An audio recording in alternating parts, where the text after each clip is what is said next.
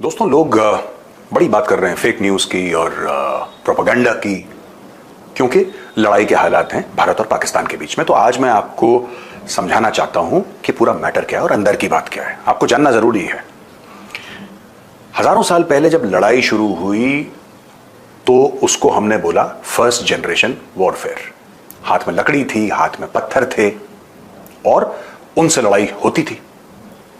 बीच में तलवारें भी आईं।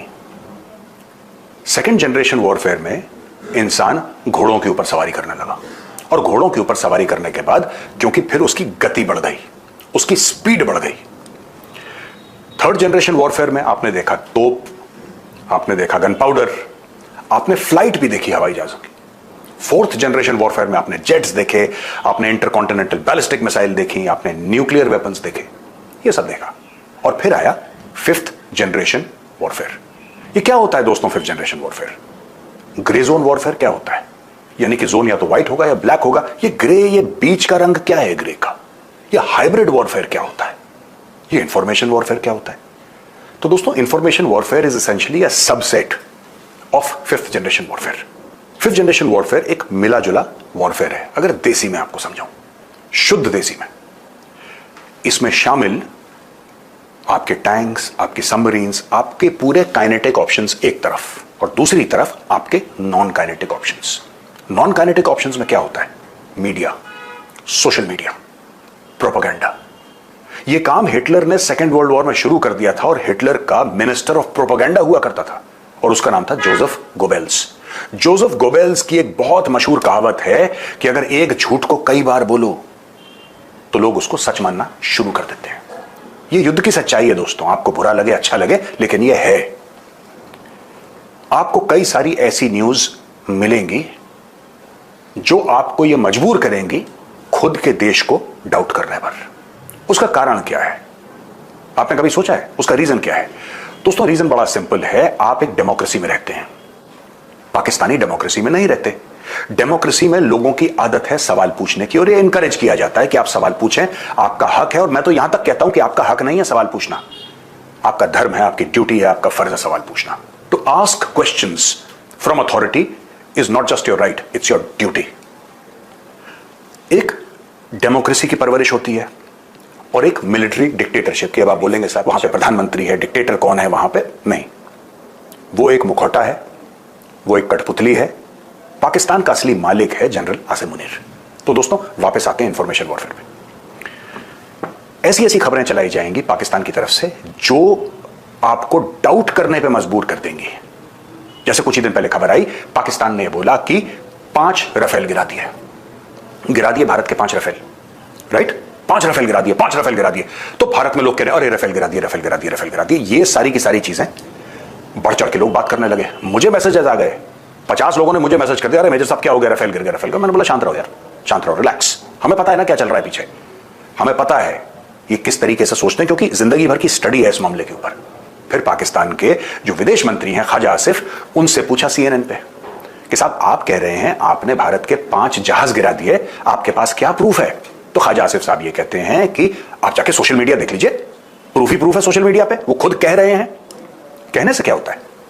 किसी के कहने से। मैं कह रहा हूं, मैं कहता हूं आज 15 राफेल गिर गए, मैं मेजर गौरव आर्या कहता हूं कि 15 राफेल, उससे क्या है? मेरे वर्ड्स की क्या वैल्यू है? कोई वैल्यू है? नहीं।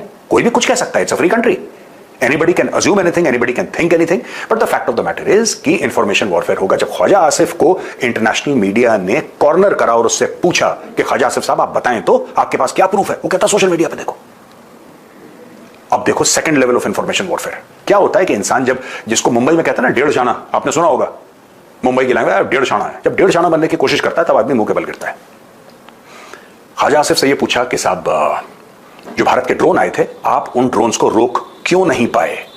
कारण क्या था कि आप भारत के ड्रोन्स नहीं रोक पाए? तो ख्वाजा आसिफ साहब ये कहते हैं कि नहीं, हमें पता था कि वो प्रोब करने के लिए आए, वो हमारे एयर डिफेंस देखने के लिए आए हैं, तो हम अपने एयर डिफेंस रिवील नहीं करना चाहते थे, इसलिए हमने भारतीय ड्रोनों को नहीं रोका।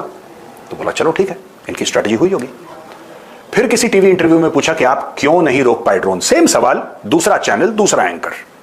तो बोला कि जी ऐसा है कि मोहतरमा, वो एक्चुअली शायद भारत के ड्रोन स्टेल्थ थी उसमें टेक्नोलॉजी, तो जो ड्रोन थे भारत के उसमें स्टेल्थ टेक्नोलॉजी थी, हमें दिखे नहीं। 24 घंटे के अंदर पाकिस्तान का डिफेंस मिनिस्टर 2 अलग बयान देता है सेम सवाल पर। तो आप समझ रहे हैं, टोटल कंफ्यूजन। वो बेवकूफ नहीं है, हम उसकी चाहे मजाक उड़ा लें। This man is being directed by the Pakistan army. पहले उसने आपको यह बताया कि साहब जो हमारे डिफेंस सिस्टम्स है ना, हमने अपने ऊपर डैमेज ले लिया, लेकिन हमारे पास कुछ ऐसी चीज है कि जो भारत वालों को नहीं पता, और एंड टाइम पे हम वो हथियार फायर करेंगे। अभी हम हथियार फायर नहीं करेंगे। तो भारत में क्या फैल गया कि नहीं, इनके पास कुछ ऐसा है, इनके पास कुछ ऐसा है जो कि हमें नहीं पता है। अब फौज को तो पता है इनके पास क्या है, लेकिन आम पब्लिक इंफॉर्मेशन वॉरफेयर किसके खिलाफ होता है? फौज के खिलाफ थोड़ा ना होता है, जनता के खिलाफ होता है, जनसंख्या के खिलाफ होता है।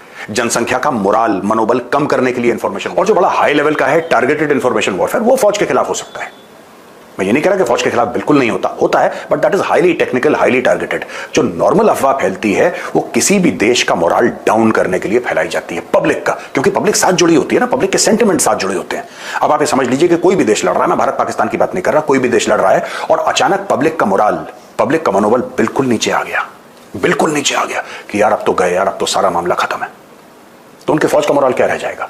That is one of the top AIIMS of information warfare. सूचना युद्ध का जो सबसे बड़ा एम है वो यही है, दुश्मन देश की पॉपुलेशन, जनसंख्या का मोराल कम करना। अब मैं आपको बताता हूं, ख्वाजा आसिफ ने जब ये बोला कि साहब हमने तो रिवील नहीं करा, हमारे पास कुछ ऐसे हथियार हैं, ऐसे एयर डिफेंस सिस्टम है, ऐसी बैलिस्टिक मिसाइल्स हैं जिसकी हम लोकेशन नहीं बताना चाहते थे, तो इंडिया में यह तासुर गया कि हां इनके पास कुछ तो है यार, जो ये दिखाना नहीं चाहते। इन्होंने नुकसान झेल लिया, ये चाहते तो हमारे ड्रोन आसमान से जिसको कहते हैं डिस्ट्रॉय कर देते हमारे ड्रोन्स को, लेकिन देखो ये चुप बैठे रहे, इनके पास कुछ तो है, कुछ तो है इनके पास, कुछ तो है दया है, कुछ तो है।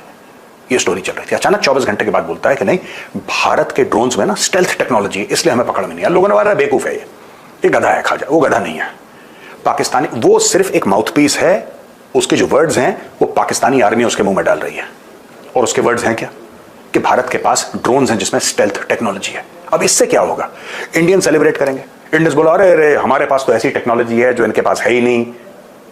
ठीक है, बेवजह पहले स्टेटमेंट से बेवजह आपका मोराल कम करा, और दूसरे स्टेटमेंट से बेवजह आपका मोराल अप करा, और उसकी कोई बेसिक ट्रूथ नहीं थी उन दोनों स्टेटमेंट्स में, ट्रूथ नहीं थी, लेकिन आपका मोराल कभी अप कर दिया, कभी डाउन कर दिया अपनी मर्जी से। So Pakistani information warfare seeks to control the moral of the country, and these are targeted lies.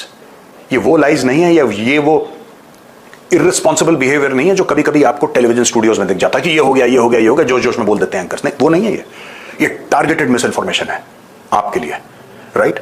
फिर एआई के थ्रू वीडियोस बनाना कि ये हो गया, ऐसा हो गया। Be very careful while you sharing videos दोस्तों, be very very very careful. ये लड़ाई अभी खत्म नहीं होगी। अगर सीज फायर भी हो गया, अगर डी एस्केलेशन भी हो गया, ये लड़ाई अभी खत्म नहीं हुई। ऑपरेशन सिंदूर बहुत लंबा ऑपरेशन है, बहुत लंबा ऑपरेशन है दोस्तों, और इसमें आपके मनोबल की आवश्यकता है। आप अपनी फौज के पीछे बिल्कुल चट्टान की तरह खड़े रहें। वो जो फौजी लड़ रहा है ना बॉर्डर पे, उसको यह पता होना चाहिए कि अगर मैंने अपना सर कटाना है तो जो मेरे पीछे खड़ा है वो उस लायक है कि उसके लिए मैं अपना सर कटाऊं। ऐसा नहीं हो सकता कि हर 2 मिनट में फैक्ट चेकिंग में लगे हैं, क्या हो गया, कैसे हो गया, मुझे यह पता, आपको कुछ। We are at war with Pakistan. Always remember, when you are at war with your enemy, you need to be solidly behind. या तो आप सेना के साथ हैं या आप सेना के खिलाफ हैं। चॉइस आपकी है, मैं आपको मजबूर नहीं कर सकता, कोई भी आपको मजबूर नहीं कर सकता, आप स्वतंत्र हैं। लेकिन एक बात ध्यान रखिएगा, आप जो भी कहते हैं उससे फर्क पड़ता है, क्योंकि आप इंडियन हैं। And now it is time to be responsible. जय हिंद।